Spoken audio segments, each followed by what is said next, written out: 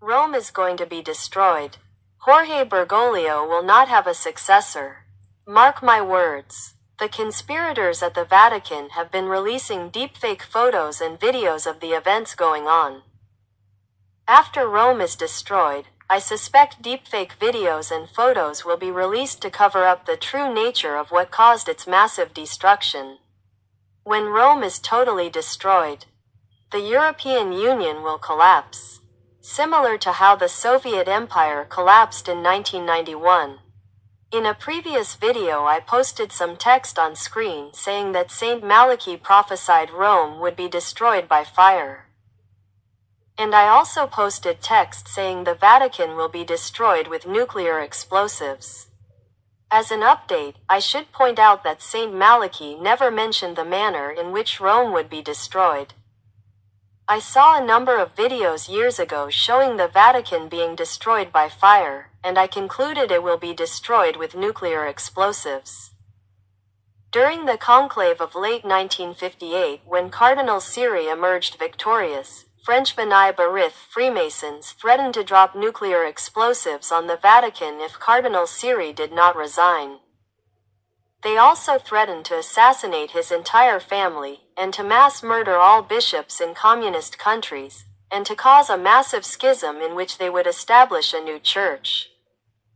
Faced with these threats, Cardinal Siri unlawfully stepped aside. Also, the United States used nuclear explosives against Christians in Japan during World War II.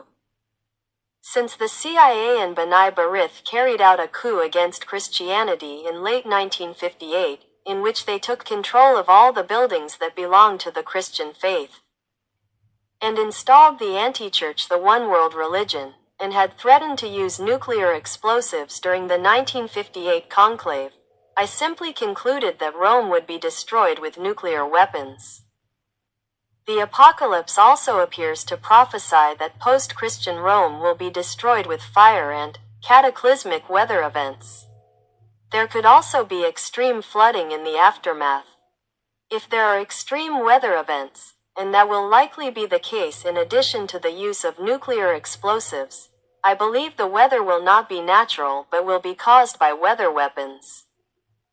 Many people will lose their lives in the city of Rome, including innocent babies and young children. Does that mean that the anti-church will end? Probably, but just in case it doesn't. It will be entirely different in structure. Instead of one-man rule, it will be run like a democracy by self-appointed committees. In that case, there will be some new denominations that emerge due to infighting. The end of St. Malachy's prophecy dramatically says, "In the final persecution of the Holy Roman Church there will sit Peter the Roman, who will feed his flock amid many tribulations. After which the seven-hilled city will be destroyed and the dreadful judge will judge the people." The end. Many commentators believe that because these are two separate sentences, they represent two separate mottos and therefore refer to two different people. They believe the first sentence refers to Jorge Bergoglio while the second one about Petrus Romanus refers to his successor, the final man in history who will claim to be the leader of Christians. That is not an unreasonable conclusion. All the previous mottos are one-line sentences, each sentence corresponding to a man. God will judge the Romans after Rome is destroyed. Rome will be destroyed either with nuclear explosives alone, or with extreme weather events and explosives. And how will the terrible judge judge the Romans? Immediately after death, everyone undergoes the particular judgment in the very spot in which they die.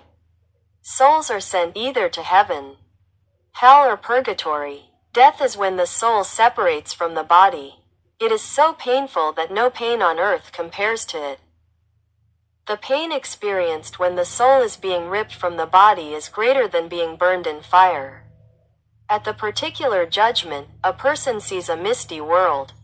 Suddenly a blinding light emerges wherein they see a movie of their entire wicked life and repeated refusals to come to the truth and repentance. It is as if they are staring at their own soul in a mirror. and can see all the evil they did and the good they failed to do, from the time they were young until their final no against God.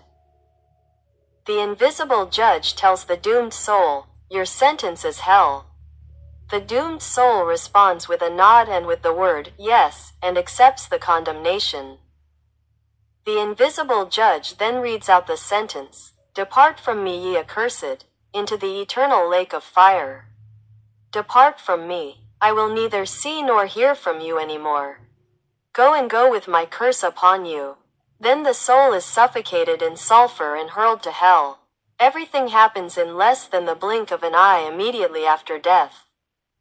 So extreme is the pain in hell, that one day in hell is perceptually equivalent to 522 days on earth. The Romans have been in a massive apostasy from Christianity for 67 years.